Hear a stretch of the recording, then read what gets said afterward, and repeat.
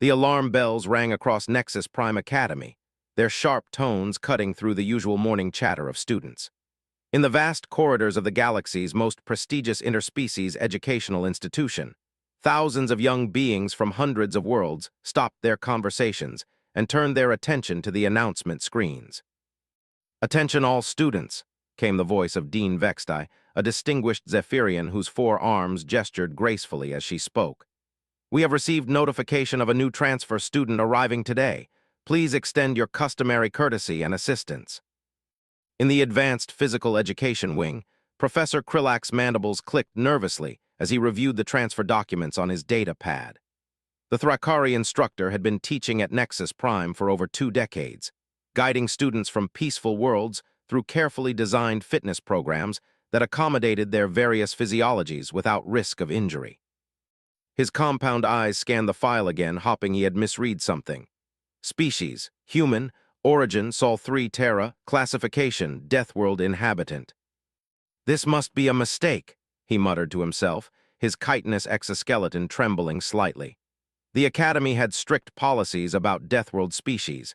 They were typically restricted to theoretical studies and remote learning programs. Never had one been cleared for physical education classes.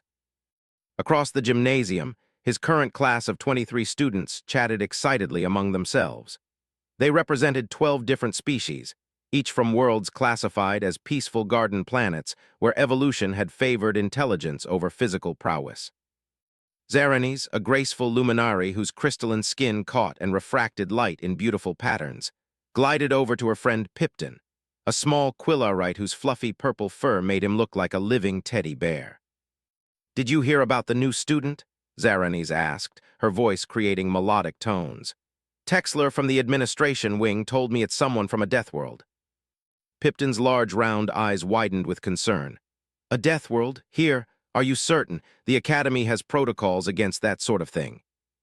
"That's what makes it so unusual," Zaranes replied, settling her delicate form onto one of the cushioned exercise mats. "I've never even seen a Deathworlder in person. They say their planets are so dangerous that simply surviving there makes them incredibly strong." From across the mat area, Glixara, a tall Centaurian with elegant features and gossamer wings, overheard their conversation.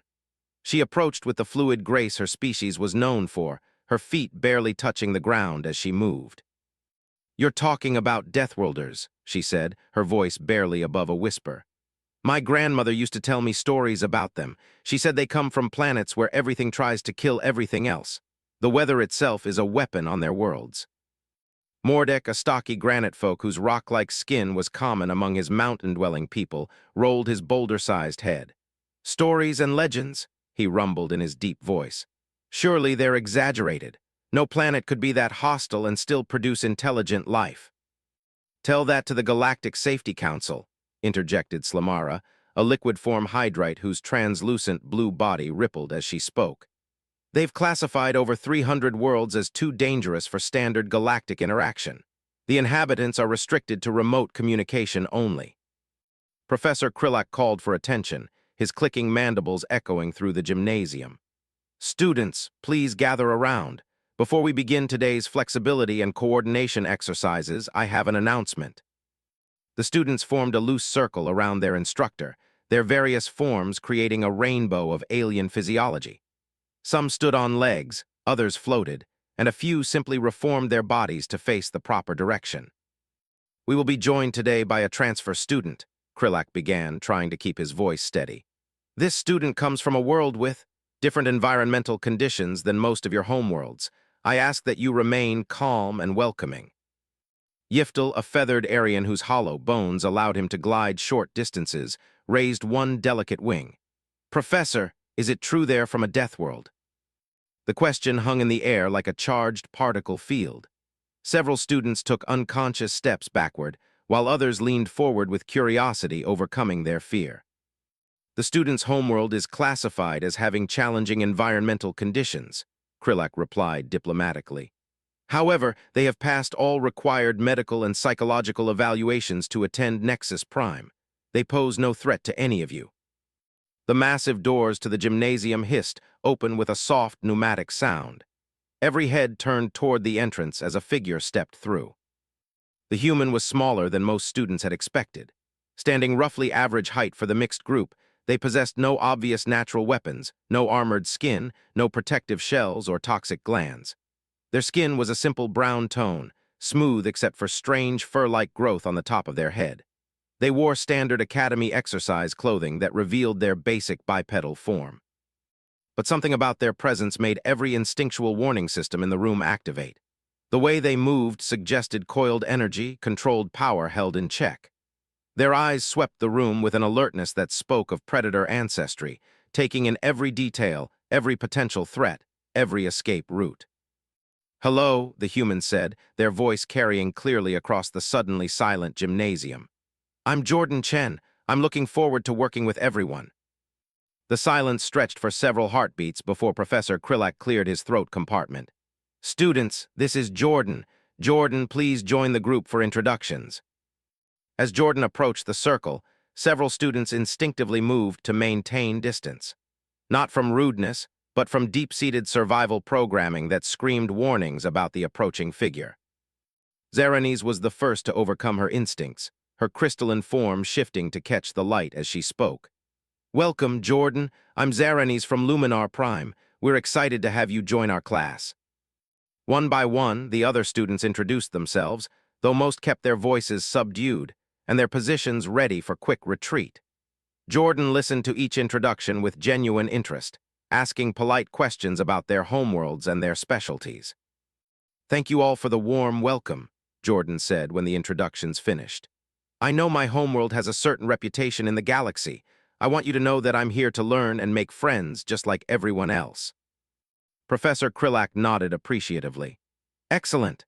Now, today we'll be working on flexibility and coordination exercises. We'll start with basic stretching routines suitable for all physiologies."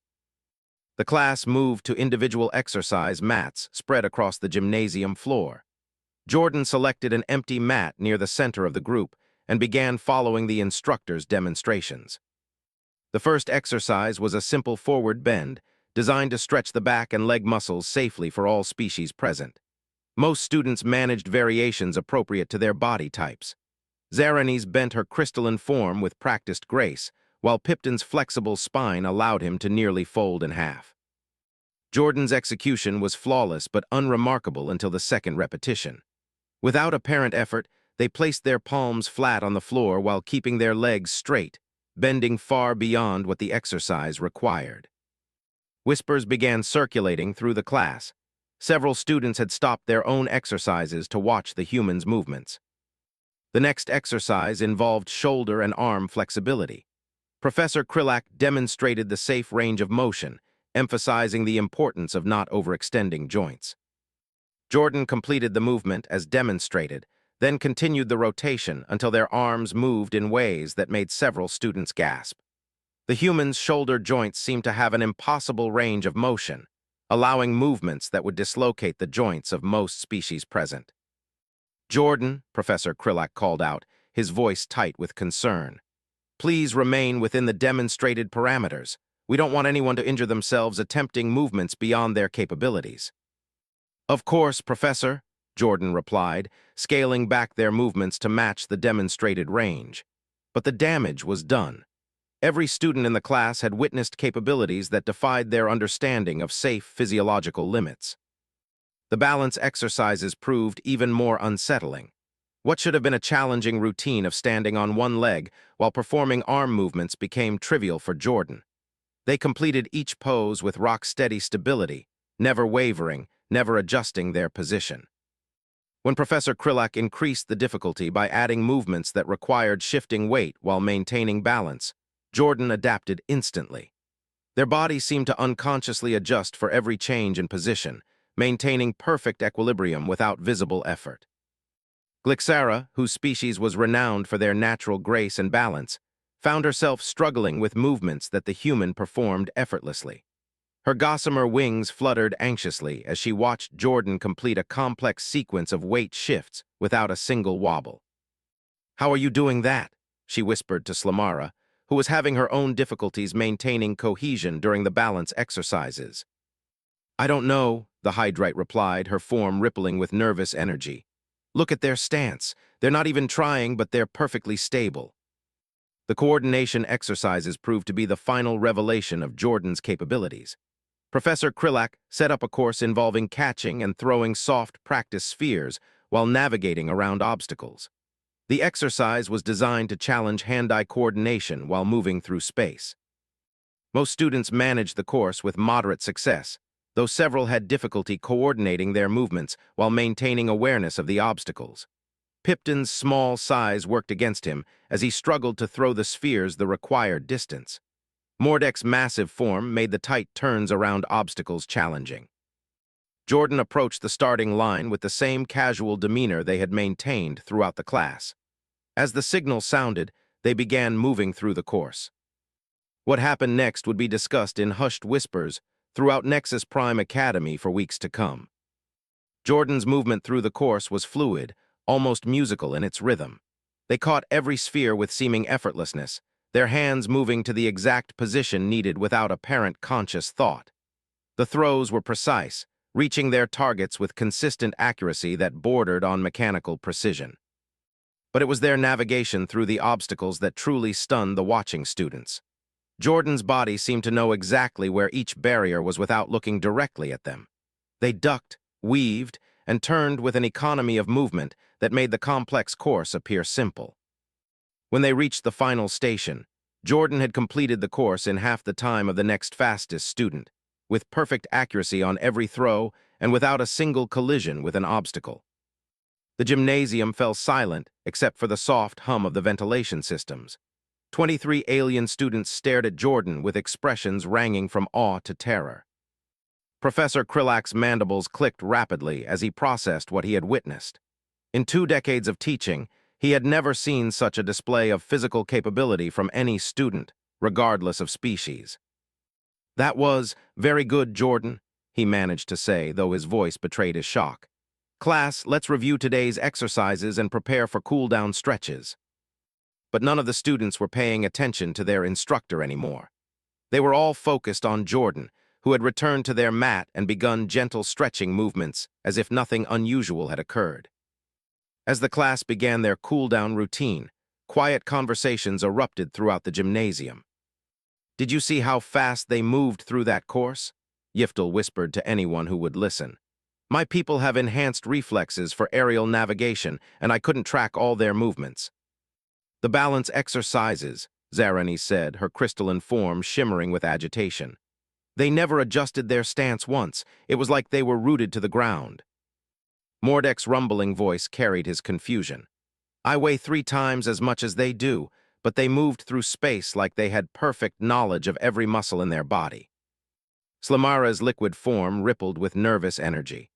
"My species can reshape ourselves for optimal movement, but they achieved better results with a fixed anatomy." Jordan completed their stretches and approached Professor Krillak's station to return their equipment. Several students quickly moved out of their path, not from rudeness, but from an instinctual need to maintain a safe distance. "Thank you for a great first class, Professor," Jordan said with genuine enthusiasm. "I'm looking forward to tomorrow's lesson." "Yes, well," Krillak replied, still processing the morning's events. "Tomorrow we'll be working on team coordination exercises. I hope you'll find them engaging." As Jordan gathered their belongings and headed toward the exit, the other students remained frozen in place, watching their departure. Only when the gymnasium doors sealed shut did the normal sounds of conversation resume. But these weren't normal conversations anymore. In the space of one physical education class, everything the students thought they knew about Deathworlders had been confirmed and amplified beyond their wildest fears. Professor Krillak remained at his station long after the students had left, reviewing sensor recordings of the class on his data pad.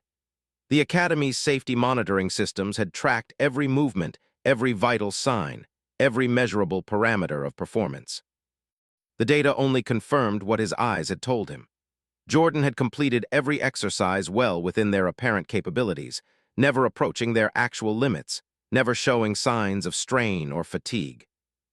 For the first time in his teaching career, Professor Krillak realized he had no idea how to design appropriate challenges for one of his students. Every exercise in his curriculum, was now revealed as inadequate for the casual capabilities of a single Deathworlder. As reports of the morning's events began spreading through the Academy's communication networks, one thing became clear to everyone involved. Jordan Chen's arrival had changed everything about physical education at Nexus Prime Academy. And tomorrow's team coordination exercises were going to be unlike anything any of them had ever experienced. The cafeteria of Nexus Prime Academy buzzed with nervous energy as students from across the galaxy gathered for their midday meal. Word of the morning's physical education class had spread through the Academy's communication networks faster than a quantum data burst. At a corner table designed to accommodate various alien physiologies, 6 students huddled together in intense discussion. The conversation that had started in hushed whispers was growing louder as more details emerged about Jordan's performance in gym class. "I'm telling you, it wasn't natural," Yiftel insisted, his feathered crest quivering with agitation. "The way they moved through that obstacle course defied physics as I understand them." Zaranis adjusted her crystalline form to catch the cafeteria's artificial sunlight, a nervous habit that created dancing rainbow patterns on the nearby walls. "Maybe we're overreacting. Different species have different capabilities." "Different capabilities, yes," Glixara agreed, her gossamer wings folding tightly against her back. "But this was beyond species variation. This was something else entirely." Pipton's fluffy purple fur stood on end as he poked at his bowl of nutrient gel. "My cousin attends the Galactic Military Academy on Fortress 7. He told me stories about Deathworlder combat instructors. He said they move like living weapons." "Combat instructors are trained warriors," Mordek rumbled, his rock-like features creasing with thought. "Jordan is supposed to be a regular student like us." Slamara's translucent form rippled with anxiety. "Regular students from regular worlds, yes, but Jordan isn't from a regular world. They're from Terra, classified as one of the most dangerous planets in known space." The conversation paused as Texler, a spindly Vorthan with multiple sensory stalks, approached their table. His natural ability to detect and interpret electromagnetic signatures made him invaluable for gathering information throughout the Academy. "I've been monitoring the faculty communications," he announced, his stalks twitching with excitement. "Professor Krillak has requested an emergency consultation with the Academy's Xenobiology department."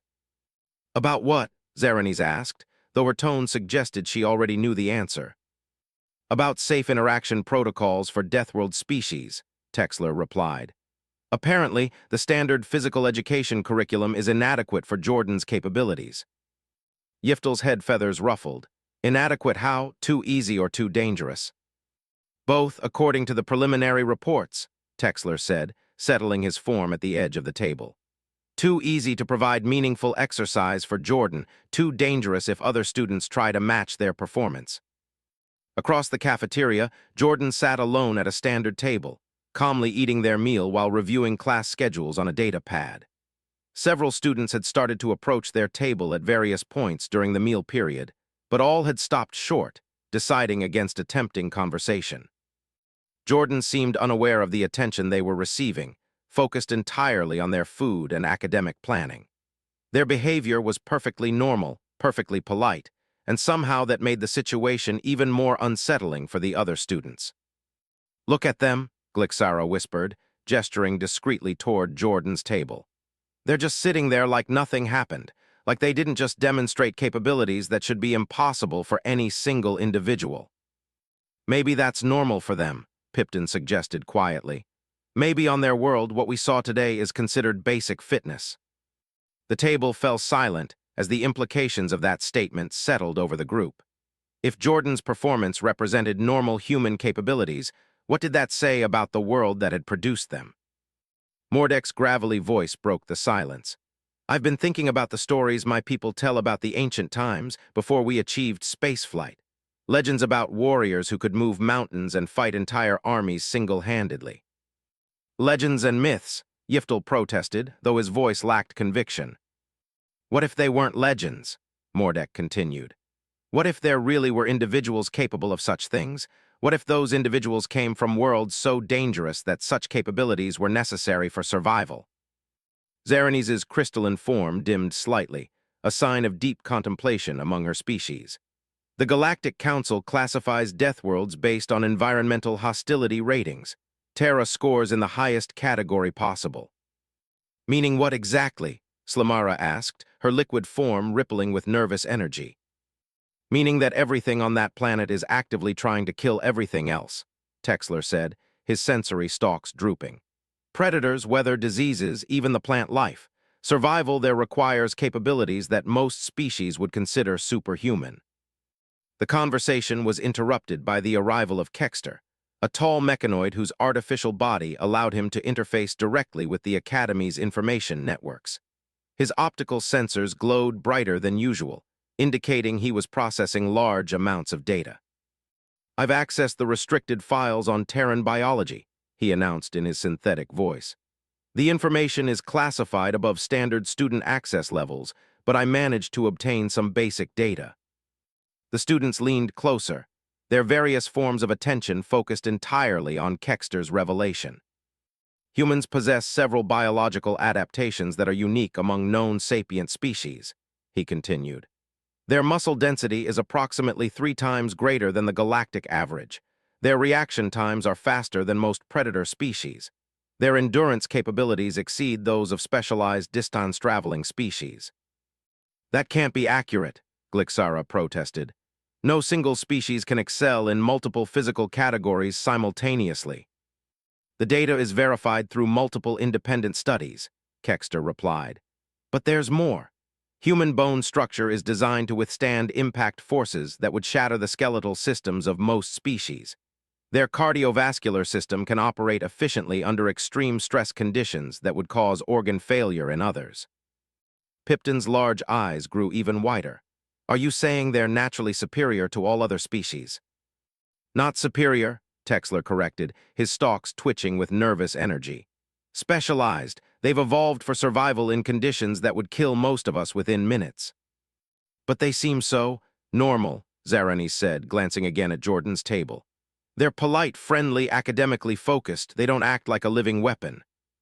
"That might be the most frightening thing about them," Mordek rumbled thoughtfully. "They possess all these capabilities, but they've also developed the social structures to keep them under control." As if summoned by their conversation, Jordan stood from their table and began walking in their direction.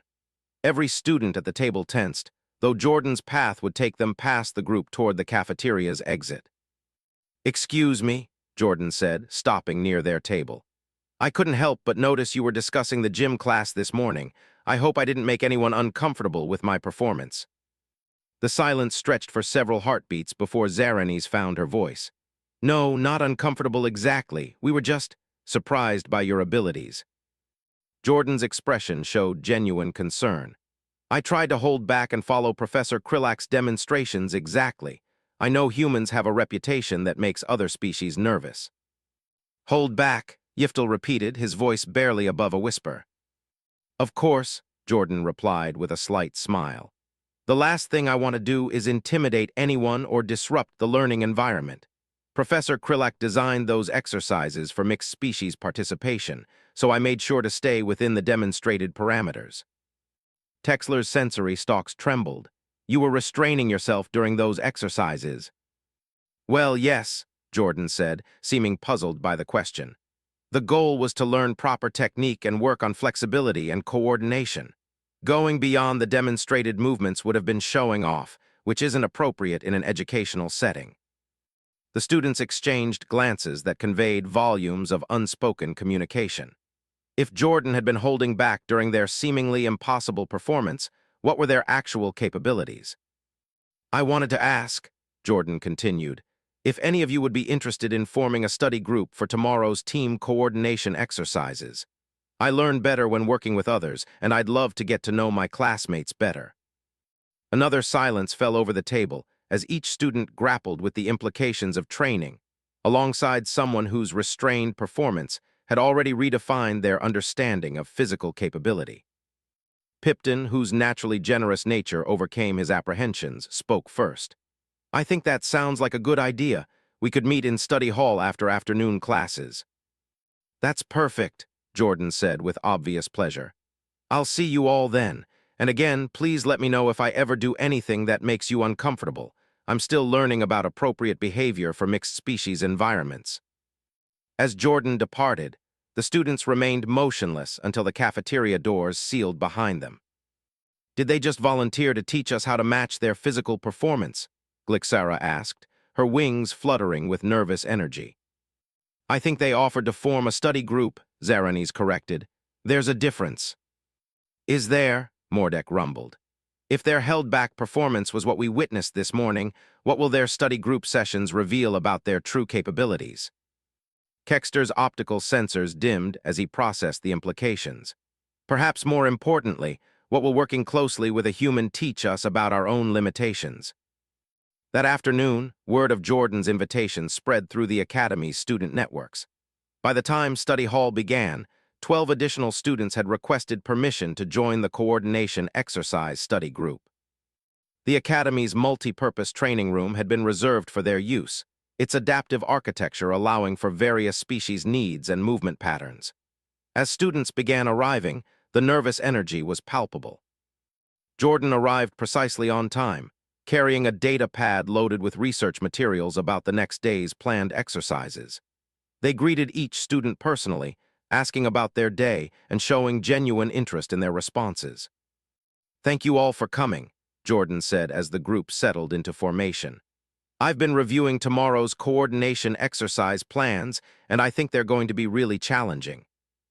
Yiftel tilted his head, a gesture of confusion among his species. "Challenging how? After this morning's performance, what could possibly challenge you?" Jordan's expression showed surprise at the question. Team coordination isn't about individual capabilities. It's about learning to work together effectively, communicating clearly, and adapting to each team member's strengths and limitations. "But surely your physical advantages will dominate any team exercise," Glixara said, her wings folding nervously. "Physical capability is just one factor in team success," Jordan replied. "Zaranis has sensory abilities that far exceed mine. Pipton's size allows him to access spaces I couldn't reach. Mordek's strength is perfectly suited for heavy lifting tasks. Yiftel's flight capability provides tactical advantages I could never match." The human stood and moved to the center of the room. "The purpose of team coordination exercises isn't to showcase individual superiority. It's to learn how different capabilities can complement each other to achieve goals that no single individual could accomplish alone." Texler's sensory stalks perked up with interest. "You're suggesting that teamwork can overcome individual limitations." "I'm suggesting that proper teamwork eliminates the concept of individual limitations entirely," Jordan replied. "When a team functions correctly, each member's unique capabilities combine to create something greater than the sum of its parts." Over the next hour, Jordan demonstrated this philosophy through a series of improvised exercises that highlighted each student's unique abilities. Rather than dominating the activities, they took the role of coordinator, ensuring that every team member had opportunities to contribute meaningfully. When Pipton's small size made him feel inadequate during a reaching exercise, Jordan redesigned the activity to make his access to confined spaces the key to success. When Glixara's delicate wings seemed incompatible with a physical manipulation task, Jordan found ways to utilize her natural grace and precision as essential elements. "This is remarkable," Kexter observed during a brief break. "Your approach transforms individual weaknesses into team strengths." "There are no weaknesses," Jordan replied. "Only capabilities that haven't found their proper application yet." As the study session continued, something unexpected began to happen. The initial fear and intimidation that Jordan's presence had created started to fade, replaced by curiosity and genuine collaboration. Zaranis found herself working directly alongside the human during a complex coordination sequence, her crystalline form moving in perfect synchronization with Jordan's movements. Rather than being overshadowed by human capabilities, her own abilities seemed enhanced by the partnership. "I've never felt so coordinated," she commented during a successful sequence completion. "It's like you somehow make everyone around you perform better." Jordan smiled. "That's the point of good teamwork. When everyone understands their role and trusts their teammates, individual performance naturally improves."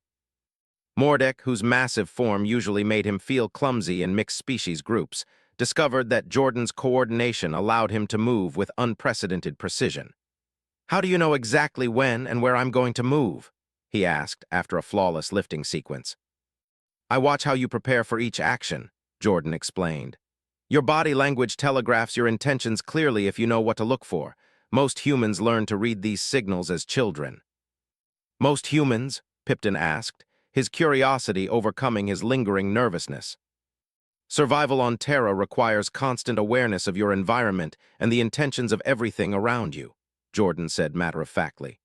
"Reading body language, predicting movement patterns, anticipating reactions, these are basic skills that every human child develops." The casual revelation sent another wave of realization through the group. What Jordan described as basic childhood survival skills represented advanced tactical awareness that most species never developed at all. As the study session concluded, the students found themselves viewing their upcoming team coordination exercises with excitement rather than apprehension. Jordan's approach had transformed the prospect from an intimidating demonstration of human superiority into an opportunity for collaborative achievement. "Same time tomorrow after the actual class," Jordan suggested as students began gathering their belongings. The unanimous agreement surprised everyone, including the students themselves. Somewhere during the afternoon, fear had been replaced by fascination, and intimidation had given way to inspiration. As they departed for their dormitories, each student carried with them a new understanding of what teamwork could accomplish. But they also carried questions about the world that had produced someone like Jordan Chen and what other capabilities humans might possess that they had yet to discover. Tomorrow's coordination exercises were going to reveal more than anyone expected about the true potential of human-alien cooperation. And for the first time since Jordan's arrival, the other students were eager to find out what they might learn about themselves in the process. The morning air in the Academy's main gymnasium carried an electric tension as Professor Krillak made final preparations for the day's team coordination exercises. After yesterday's revelations about Jordan's capabilities, he had spent the entire evening consulting with senior faculty members and reviewing safety protocols. His mandibles clicked nervously as he surveyed the equipment stations arranged throughout the vast space. Each station was designed to test different aspects of team coordination: communication under pressure, synchronized movement, problem-solving with limited resources, and trust-building exercises that required teams to rely completely on each other. The student body filing into the gymnasium was larger than usual. Word of Jordan's performance had spread throughout Nexus Prime Academy, drawing curious observers from other classes who claimed they needed to retrieve forgotten equipment or speak with Professor Krillak about scheduling conflicts. Jordan entered with their usual punctual timing, greeting classmates with the same friendly demeanor they had shown since arrival. However, something had changed in how the other students responded. Instead of fearful avoidance, there was cautious interest, and several students actually approached Jordan for conversation. "Good morning, Jordan," Zarani said, her crystalline form shimmering with what appeared to be genuine enthusiasm rather than nervous energy. "Are you ready for today's challenges?" "Absolutely," Jordan replied with a warm smile. "Yesterday's study session gave me some great insights into how our different capabilities can work together. I'm excited to see what we can accomplish as actual teams." Pipton bounded over with his characteristic energetic hop, his purple fur bright with anticipation. "I've been thinking about what you said yesterday, about there being no weaknesses, only misapplied capabilities. Do you really believe that applies to everyone?" "Especially to everyone," Jordan confirmed. "Some of the greatest team achievements in human history came from groups that included individuals other people had written off as inadequate or unsuitable." Mordek's rumbling approach announced his presence before his massive form came into view. "I consulted my people's historical archives last night," he said without preamble. "There are ancient stories about partnerships between different tribes that accomplished impossible tasks. I had always assumed they were exaggerated legends." "Maybe they weren't legends at all," Jordan suggested. "Maybe they were historical records of what becomes possible when different groups learn to coordinate their unique strengths." Professor Krillak called for attention, his chitinous form positioned at the center of the gymnasium. "Students, Today's exercises will test your ability to function as coordinated teams under various challenging conditions. You will be divided into groups of 4 to 5 individuals, with team compositions designed to ensure diverse capabilities within each group. As he began announcing team assignments, it became clear that significant thought had gone into the groupings. Each team included a variety of species with complementary abilities, and Jordan had been placed with some of the Academy's most capable students. Team Alpha, Professor Krillak announced, will consist of Jordan Chen, Zaranes of Luminar Prime, Pipton of Quillair, Mordek of the Granite Worlds, and Glixara of Centauri 7. The newly formed team gathered at their designated staging area, where they found detailed instructions for their first challenge. The exercise required them to transport a series of delicate scientific instruments across a complex obstacle course without damaging any of the equipment while maintaining constant communication with each other. "This looks complicated," Glixara observed, her gossamer wings fluttering as she studied the course layout. "Some of these obstacles seem designed specifically to make teamwork difficult." Jordan examined the course with the same systematic attention they had shown during individual exercises. "It's designed to require different capabilities at different stages," they said after a moment. "No single person could complete this alone, regardless of their individual abilities." "So how do we approach it?" Zaranes asked, her crystalline form catching the gymnasium lighting in thoughtful patterns. "Let's analyze what each section requires, then determine who is best suited for each part," Jordan suggested.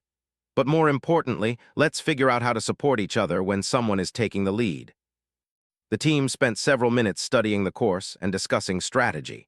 Unlike many student groups that rushed into action, they took time to understand not just the obstacles, but how their individual capabilities could complement each other. "The narrow passage section will require Pipton's size advantage," Mordek rumbled, pointing to a section where the path squeezed between barriers. "But the equipment is too heavy for him to carry alone." "What if I carry the equipment to the narrow section, then hand it through to Pipton in smaller pieces?" Jordan suggested. "He could pass it through the passage and reassemble it on the other side." "I could provide light for the dark sections," Zaranes added, her form brightening to demonstrate. "My natural luminescence could help everyone see what they're doing." "And I could scout ahead during the high sections," Glixara said, her wings extending slightly. "I can't carry much weight, but I could identify the safest path and guide the team's movements." As they finalized their strategy, other teams around the gymnasium began attempting their courses. The sounds of effort, occasional collisions, and frustrated communications filled the air as groups struggled with the challenging coordination requirements. "Team Alpha, you may begin when ready," Professor Krillak announced. What followed was a demonstration of coordination that exceeded even Professor Krillak's expectations. Jordan's role quickly evolved from team member to coordinator, not through dominance, but through an intuitive understanding of how to optimize each team member's contributions. When Zaranes took point during the precision placement sections, Jordan positioned themselves to provide physical support and stability, allowing her to focus entirely on her delicate manipulations. When Mordek needed to navigate through weight-bearing challenges, Jordan served as a spotter and guide, ensuring his massive strength was applied with surgical precision. The narrow passage section showcased the team's growing synergy. Jordan carried the heavy equipment to the entrance, then disassembled it with practiced efficiency. Pipton maneuvered through the confined space with his natural agility, while Zaranes provided perfect illumination from her position outside the passage. Glixara, flying overhead, called out warnings about obstacles that weren't visible from ground level. "Pipton, there's a hanging obstacle about 2 meters ahead," Glixara called down. "It's positioned to catch anyone moving at normal walking height." "Got it," Pipton replied, adjusting his path accordingly. "Jordan, the component you just handed me has a loose connection. Should I secure it before passing it through?" "Good catch," Jordan responded. "Tighten the clamp mechanism, but don't overtorque it. The material is designed to be delicate." Mordek's rumbling voice added the final element. "Teams behind us are starting to bunch up. We're maintaining good pace, but we shouldn't rush the precision sections." The coordination was flawless, but what impressed the watching faculty members was how natural it appeared. There was no visible hierarchy, no dominant personality forcing decisions on the group. Instead, leadership flowed naturally to whoever was best suited for each particular challenge. When they reached the high elevation section, Glixara took point, her ability to fly making her the natural choice for route finding. But rather than simply calling down instructions, she had Jordan position themselves as a relay point, translating her aerial perspective into ground-level guidance for the rest of the team. There are 3 possible paths, Glixara reported from above. The leftmost is shortest but requires precise balance. The center path is longer but has more stable footing. The rightmost path has the best handholds but involves some climbing. Jordan processed this information while observing their teammates. Mordek, how do you feel about climbing sections with the equipment load? Manageable but not ideal, Mordek replied honestly. I'm better with stable footing and direct application of strength. Then we take the center path, Jordan decided. Zaranis, can you maintain illumination along a longer route? Absolutely, she confirmed, her form brightening in preparation. As they progressed through the elevated section, other teams around the gymnasium had begun to take notice. Team Alpha's smooth progress stood in stark contrast to the struggles being experienced elsewhere. Team Beta, composed entirely of flying species, had assumed their natural advantages would make the course trivial. Instead, they were discovering that their similar capabilities created blind spots in their coordination. When everyone could fly, no one took responsibility for ground-level concerns, and they had already damaged 2 pieces of equipment through inattention to weight and fragility factors. Team Gamma, which included several of the Academy's strongest students, had attempted to muscle through obstacles that required finesse. Their raw power approach had gotten them through the early sections quickly, but they were now stalled at a section that demanded delicate coordination rather than brute force. Team Delta had excellent communication, but lacked diversity in their physical capabilities. Their careful planning phase had consumed significant time, and they were falling behind on actual execution despite their thorough preparation.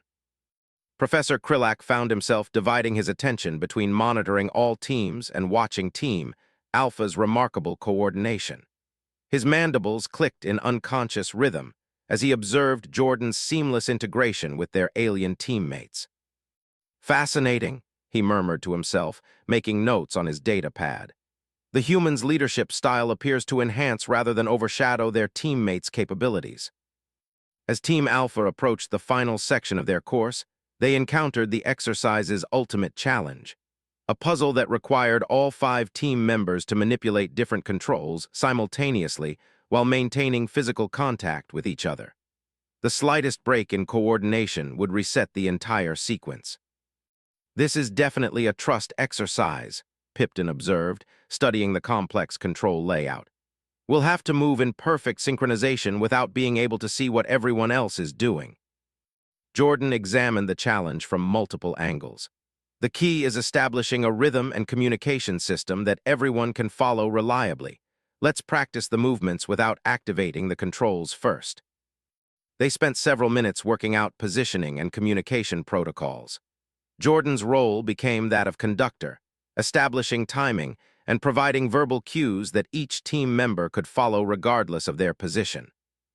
Remember, we're not racing against time, Jordan said as they prepared for their first attempt. We're dancing together. Everyone follow my count, but don't hesitate to call out if you need a pause or adjustment. The first attempt failed when Glixara's wing span made her movements interfere with Zaranis's position. Rather than expressing frustration, the team immediately began problem-solving. What if I position myself slightly higher? Glixara suggested. I can reach my controls from an elevated position that won't interfere with ground-level movements. That could work, Jordan agreed. But then we'll need to adjust our connection chain to maintain physical contact. They rearranged their positioning, with Jordan serving as a central connection point that allowed everyone to maintain the required contact while having freedom of movement for their individual controls. The second attempt succeeded flawlessly. Their practiced coordination carried them through the complex sequence without hesitation, each team member responding to Jordan's guidance while executing their individual responsibilities perfectly. As the final control activated, and the success indicator illuminated, spontaneous applause erupted from around the gymnasium. Other teams, faculty members, and even the curious observers who had found excuses to be present joined in acknowledging the remarkable demonstration of teamwork. "Excellent work, Team Alpha," Professor Krillak announced, his voice carrying clearly across the gymnasium. "You have completed the course in record time with zero equipment damage and perfect coordination throughout." But Jordan's attention was already focused on the other teams still working through their challenges. "Professor, do we have time to help the other teams with their challenges?" The question surprised Professor Krillak, though perhaps it shouldn't have. "The remaining class time is available for additional practice or assistance, yes." Without hesitation, Jordan approached Team Beta, who were still struggling with their flying species coordination issues. "Would you like some suggestions for ground-level coordination? We learned some techniques that might help." Within minutes, Team Alpha had dispersed throughout the gymnasium, with each member working with different struggling teams. Rather than demonstrating superior abilities, they focused on sharing the coordination principles they had developed. Zeranis worked with Team Delta on optimizing their planning processes, showing them how to balance preparation with execution speed. Pipton helped Team Gamma understand how size advantages could be used for precision rather than just force. Mordek assisted another group with weight distribution and stability techniques. Glixara found herself working with a mixed team that included several species with similar flight capabilities, helping them understand how to coordinate aerial movements with ground-based teammates. Jordan moved between teams, offering guidance on leadership rotation and communication systems that could accommodate diverse species' needs and capabilities. Professor Krillak watched this development with growing amazement. Rather than completing their assignment and considering themselves finished, Team Alpha had transformed the remainder of class time into a collaborative learning experience for everyone present. "In 20 years of teaching," he said to Professor Vextai, who had arrived to observe the class, "I have never seen students spontaneously convert individual success into community education." "Is that a human behavior pattern?" Professor Vextai asked, her forearms gesturing with curiosity. "I'm beginning to think it might be," Professor Krillak replied, watching Jordan help another team work through their coordination difficulties. "They seem to view individual achievement as meaningless unless it contributes to group improvement." By the end of class, every team had successfully completed their course. Some required multiple attempts and significant assistance, but the collaborative atmosphere had ensured that no one left feeling defeated or inadequate. As students gathered their belongings and prepared to leave, the conversations were animated and positive rather than competitive or comparing performances. "Same time tomorrow for our study session?" Pipton asked Jordan as they headed toward the exit. "Actually," Jordan replied, "I was thinking we might open it up to anyone who's interested. What we learned today about coordination could help with lots of different academic challenges." The suggestion was met with immediate enthusiasm from the other students within earshot. Word began spreading immediately that the evening study session would welcome anyone interested in learning advanced coordination and teamwork techniques. Professor Krillak remained in the gymnasium long after the students departed, reviewing recordings and sensor data from the class. The implications of what he had witnessed were staggering. Jordan's integration with alien teammates had exceeded every positive projection the faculty had developed. But more than that, their approach to teamwork had fundamentally changed how the other students viewed collaboration and mutual assistance. As he prepared his report for the Academy administration, Professor Krillak realized that Jordan Chen's impact on Nexus Prime Academy was just beginning. The human hadn't just demonstrated exceptional individual capabilities. They had shown how those capabilities could elevate everyone around them.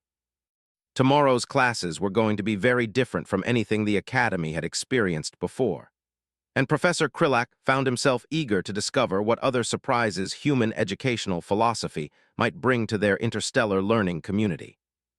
The evening study session had grown beyond anyone's expectations. What began as a small group meeting for Team Alpha had expanded into a gathering of over 40 students from across multiple academic disciplines and species. The Academy's largest multi-purpose room was filled to capacity with beings eager to learn the coordination principles that Jordan had demonstrated. Dean Vextai herself had quietly joined the session, positioning her elegant Zephyrian form near the back where she could observe without disrupting the student-led activities. Her forearms moved in subtle gestures as she took notes on a holographic data pad, documenting every interaction for her reports to the Galactic Education Council. Jordan stood at the center of the room, but rather than lecturing from a position of authority, they had organized the space into multiple practice areas where different concepts could be explored simultaneously.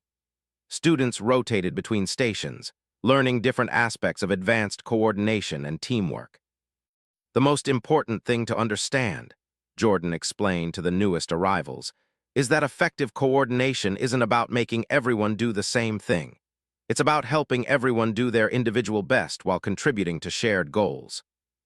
At one station, Zaranis was working with a group of students on sensory coordination, showing how her light manipulation abilities could enhance rather than distract from teammates with different visual processing systems.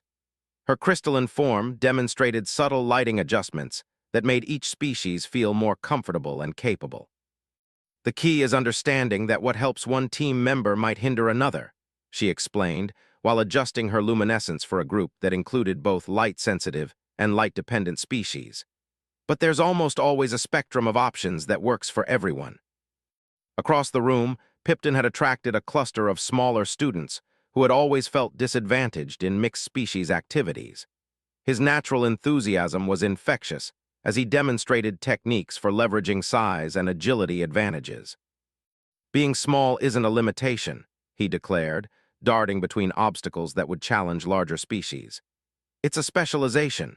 Every team needs someone who can go where others can't, see details others miss, and move in ways others can't match. The most surprising development was happening at Mordex Station, where the massive granite folk was teaching precision and control to students whose species were known for delicate work. His rock-like features were animated with unexpected gentleness as he demonstrated how to apply overwhelming strength with surgical accuracy. "Strength without control is useless," he rumbled to a group of fascinated observers. "True power comes from knowing exactly how much force to apply and when to hold back. Jordan taught me that overwhelming capability means nothing without the wisdom to use it appropriately." Glixara's area focused on spatial awareness and movement coordination, with her natural flight abilities serving as examples of three-dimensional thinking that could benefit ground-bound species as well. Her gossamer wings created graceful patterns as she demonstrated concepts of positioning and flow. "Think beyond your natural movement patterns," she encouraged a mixed group working through coordination exercises. "Every species has movement capabilities they rarely explore because they're not necessary for normal activities. But in team situations, those hidden capabilities can become crucial advantages." Dean Vextai found herself taking extensive notes as she observed these student-led teaching demonstrations. In her decades of educational administration, she had rarely seen such effective peer instruction or such enthusiastic cross-species learning. What impressed her most was Jordan's role in the session.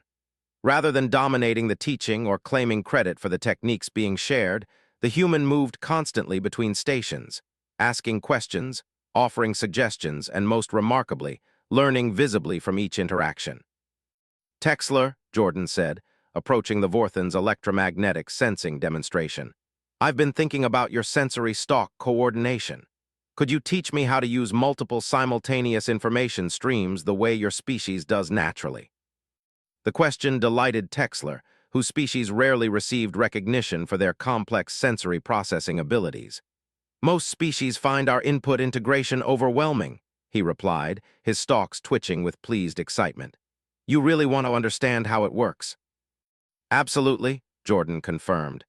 "Humans have to consciously coordinate multiple information sources, but you do it instinctively. If I could learn even basic techniques, it might help me be a better team coordinator." As Texler began explaining the principles of electromagnetic pattern recognition and multi-stream data integration, other students gathered to observe. Jordan's genuine interest in learning from someone whose capabilities differed radically from human norms inspired others to explore unfamiliar perspectives. The session evolved organically as students discovered connections between different species' abilities that no one had previously recognized. Kexter's mechanical precision complemented the organic intuition of several biological species.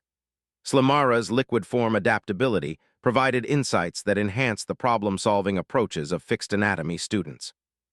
"This is remarkable," Yiftel observed during a brief break between exercises.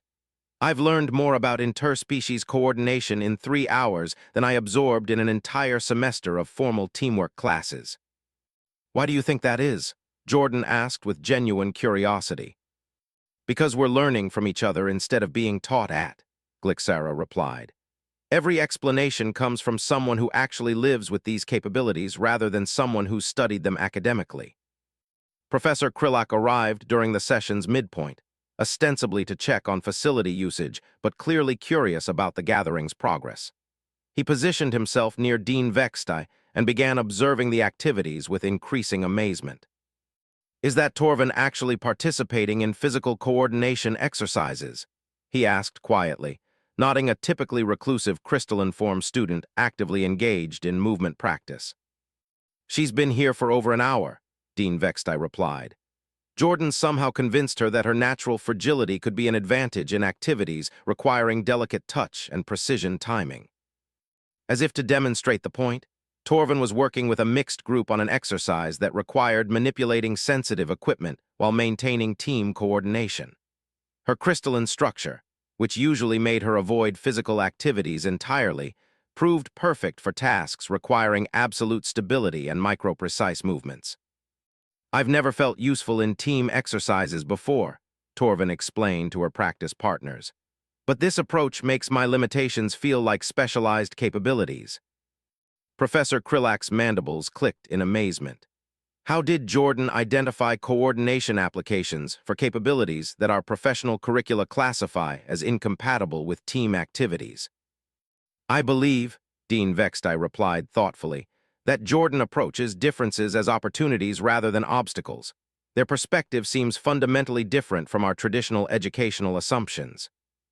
The most significant development occurred during the session's final hour, when students began spontaneously forming new mixed-species teams to practice advanced coordination techniques. These weren't assigned groupings or carefully balanced teams designed by faculty members, but organic partnerships that emerged from genuine interest in exploring combined capabilities. Kexter found himself working closely with several biological species, whose organic intuition complemented his mechanical precision in unexpected ways. His artificial sensory systems provided data that enhanced their natural instincts, while their adaptive thinking helped him optimize his programmed responses. "This partnership approach is fascinating," he announced to his new teammates. "My processing systems are designed for logical optimization, but your organic insights help me identify variables I wouldn't consider independently." The session's crescendo came when Jordan proposed a demonstration that would showcase everything the group had learned about advanced coordination. They suggested a complex multi-station exercise that would require simultaneous activities from all participants, with success depending on seamless integration rather than individual performance. "Everyone ready for something challenging?" Jordan asked the assembled students. The enthusiastic response surprised even Jordan. Students who had begun the evening uncertain about their own capabilities were now eager to attempt exercises that would have seemed impossible hours earlier. The exercise itself was improvised, designed around the specific capabilities present in the room. Each species' unique abilities became essential elements in a complex sequence that required perfect timing and coordination from all participants. Texler's electromagnetic sensing provided early warning systems for the entire group. Zaranes's light manipulation created visual coordination cues. Pipton's agility enabled rapid information relay between stations. Mordek's strength anchored stability points that others could rely on absolutely. Glixara's flight capability provided aerial coordination that connected ground-based activities. Kexter's data processing synthesized timing information from multiple sources. Slimara's shape-changing allowed her to adapt instantly to whatever role the exercise required. And Jordan moved through it all as a conductor and coordinator, not dominating but enabling, not directing but facilitating, ensuring that every participant understood their role and felt confident in their contributions. The exercise succeeded spectacularly, with 40-plus students from different species accomplishing something that none could have achieved individually, and that few professional teams would have attempted without extensive training. As the session concluded, and students began departing for their dormitories, the conversations were animated with discoveries and new friendships that had formed across species lines that had previously seemed unbridgeable. "Tomorrow's going to be interesting," Pipton commented as he gathered his materials. "Professor Krillak mentioned that we're doing competitive team exercises." "Competitive how?" Zaranis asked, her crystalline form dimming slightly with concern. "Team versus team challenges," Glixara explained. "The kind of activities where teams are supposed to try to outperform each other rather than collaborate." Jordan's expression showed thoughtful consideration. "That could be an interesting opportunity to demonstrate some advanced principles about competition and cooperation." "What do you mean?" Mordek rumbled, his massive form turning toward the human with curiosity. "Competition doesn't have to mean treating other teams as enemies," Jordan replied. "The best competitors often help each other improve because they understand that everyone performs better when the overall level of capability is higher."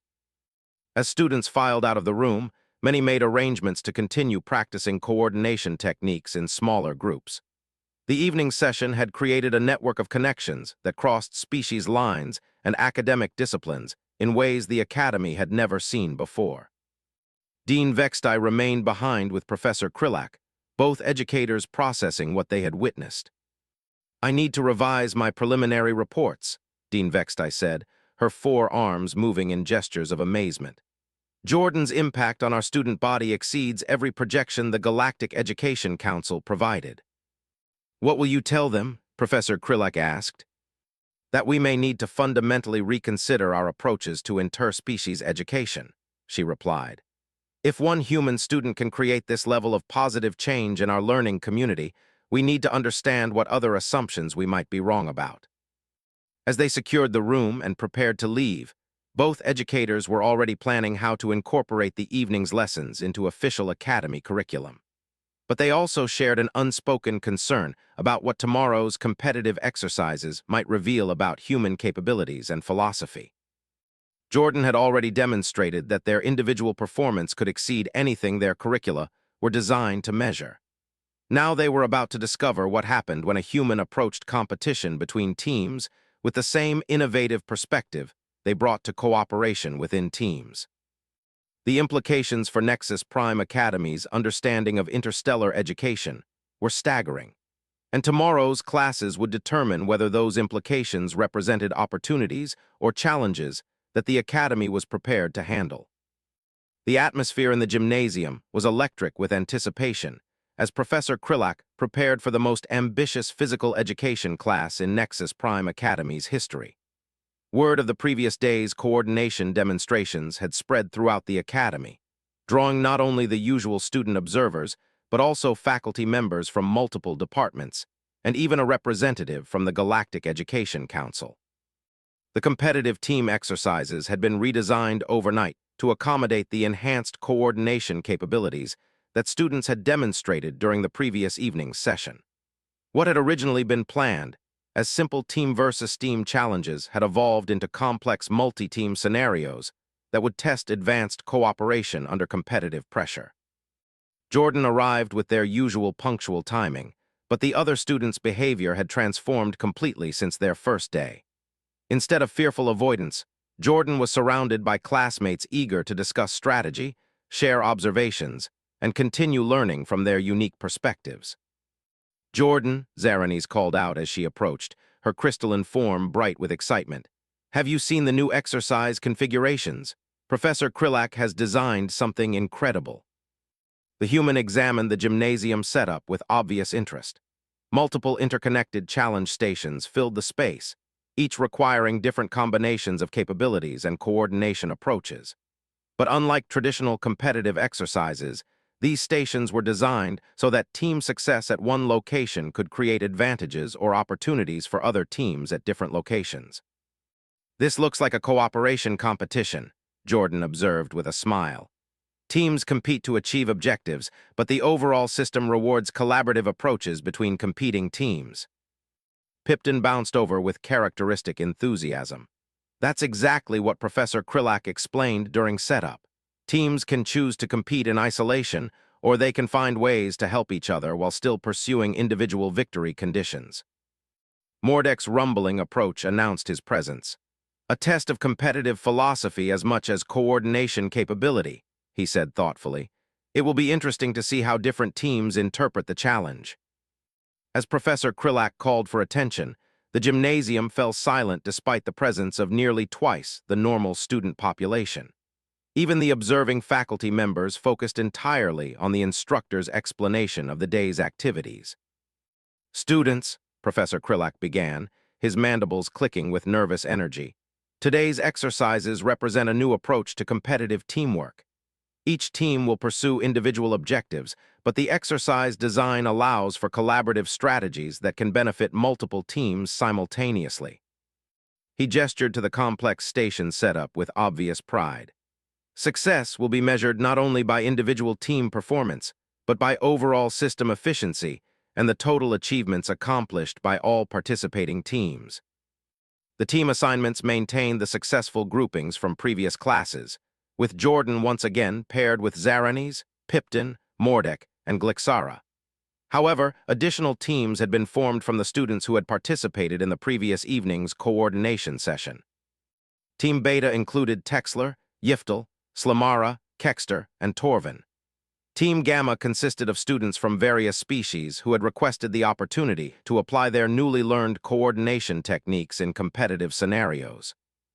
"The exercise begins with each team selecting their starting station," Professor Krillak explained.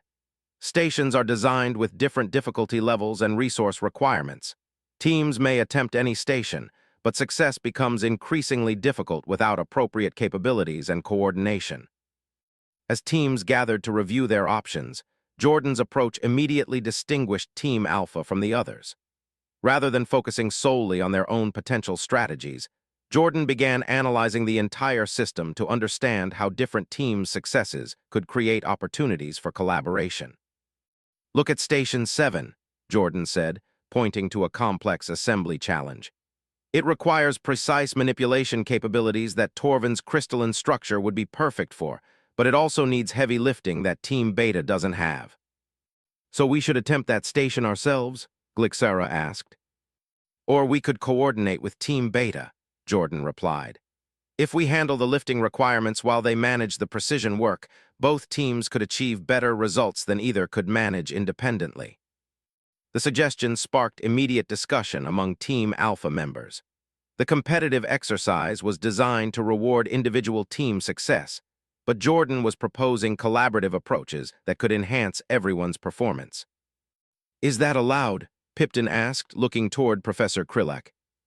"The rules permit any coordination that doesn't involve direct interference with other teams' activities," the instructor replied, having overheard the question. "Collaborative approaches are explicitly permitted if teams choose to pursue them." Meanwhile, the other teams had begun attempting their selected stations with traditional competitive approaches. Team Gamma had chosen a straightforward strength and endurance challenge that played to their members' obvious capabilities. Team Beta had selected a precision coordination station that utilized their diverse sensory and manipulation abilities. Team Alpha's decision to attempt cross-team collaboration immediately drew attention from the observing faculty members. Dean Vextai moved closer to observe as Jordan approached Team Beta with a coordination proposal. "We've been analyzing Station 7, Jordan explained to Texler and his teammates. "It requires capabilities that neither of our teams possesses completely, but together we could probably achieve better results than any team could manage individually." Texler's sensory stalks twitched with interest. "A collaborative competition approach? That's fascinating from a game theory perspective." "More importantly," Torvin added, her fragile crystalline form shimmering with excitement, "it would let me contribute meaningfully to a competitive exercise for the first time in my academic career." The negotiation that followed was watched with intense fascination by students, faculty, and observers throughout the gymnasium. Rather than zero-sum competition, Jordan was demonstrating how competitive scenarios could become positive-sum collaborations. "Here's what I propose," Jordan said after both teams had analyzed Station 7 thoroughly.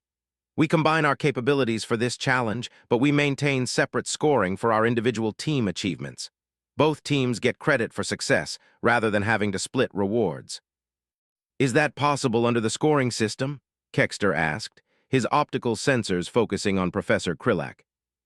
Collaborative success can be credited to all participating teams, the instructor confirmed, though his voice carried amazement at the innovation being demonstrated by his students.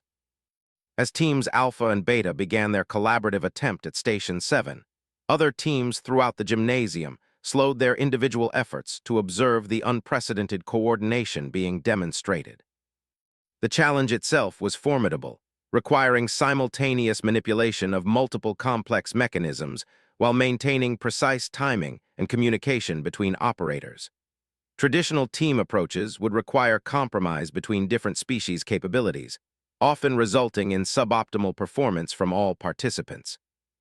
Jordan's collaborative approach eliminated those compromises by matching specific capabilities to specific requirements without forcing any individual to perform beyond their optimal range.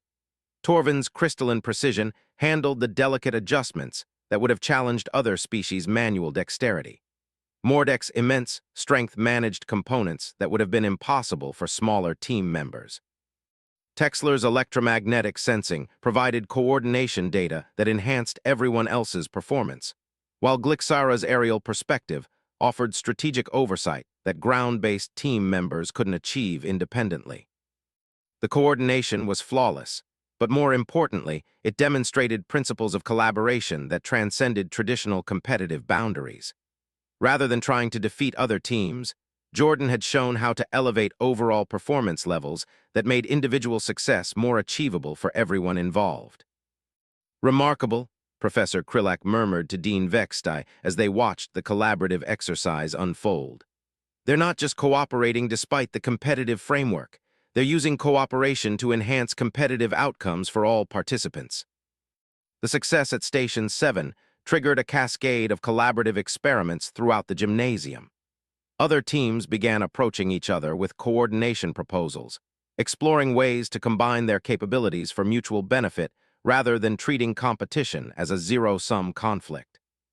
Team Gamma discovered that their strength specializations could assist Team Beta's precision work at Station 4, while Team Beta's sensory capabilities could enhance Team Gamma's performance at stations requiring environmental awareness.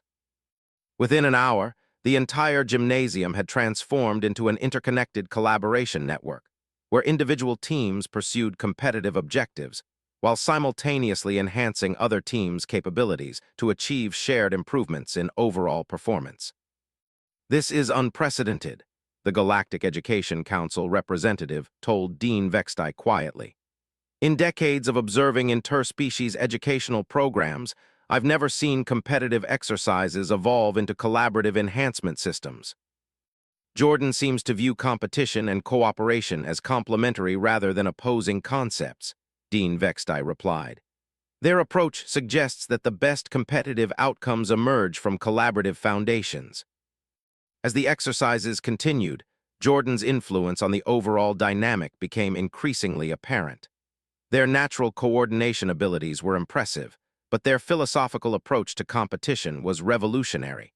Rather than trying to win by defeating others, they were winning by helping everyone else achieve better results.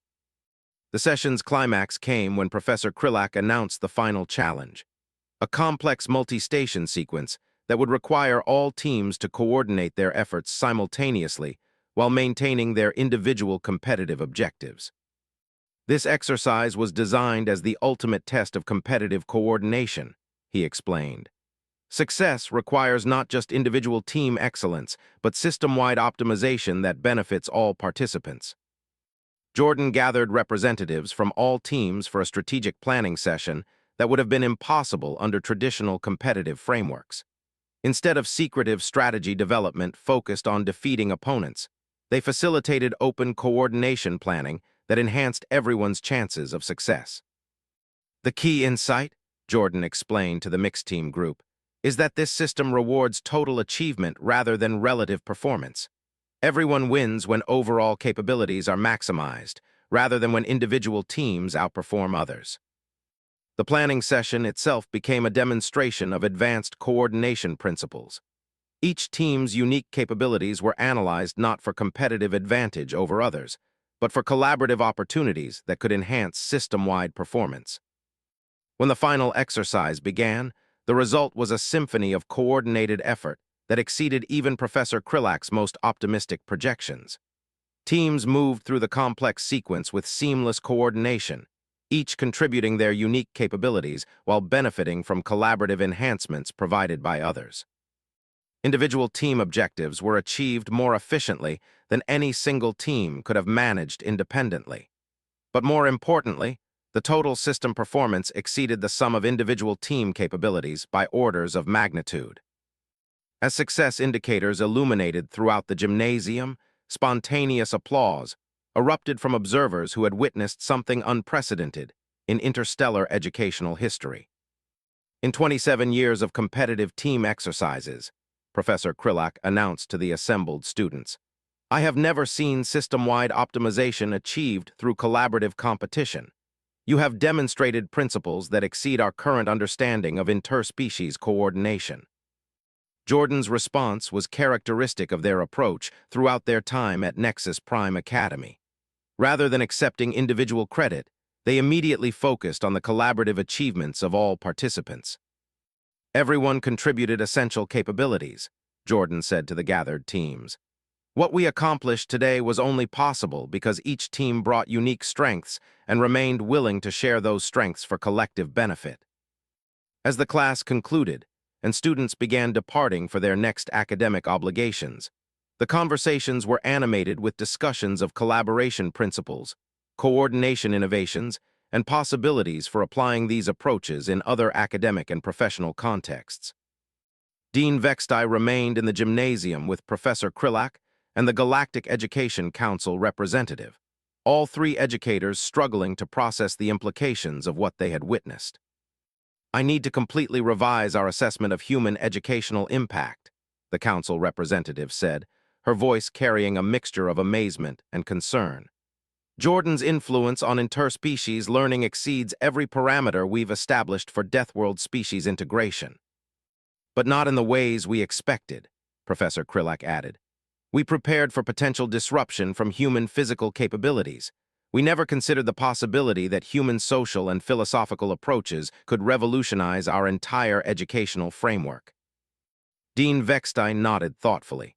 The question now becomes whether Jordan's approaches can be systematized and taught to other students, or whether they represent unique capabilities that died with individual human perspectives. As they secured the gymnasium and prepared their reports for academy administration, all three educators shared the understanding that they had witnessed something historically significant. Jordan Chen hadn't just excelled in their physical education classes. They had fundamentally redefined what interspecies education could accomplish when approached with collaborative rather than competitive assumptions. The implications for Nexus Prime Academy and potentially for interstellar education throughout the galaxy were staggering. And as word of the day's achievements spread through the Academy's communication networks, it became clear that Jordan's impact on their educational community was only beginning. Tomorrow would bring new challenges and new opportunities to explore the revolutionary potential of human educational philosophy applied to galactic learning communities. And for the first time in Academy history, faculty and students alike were equally eager to discover what lessons the next day might bring.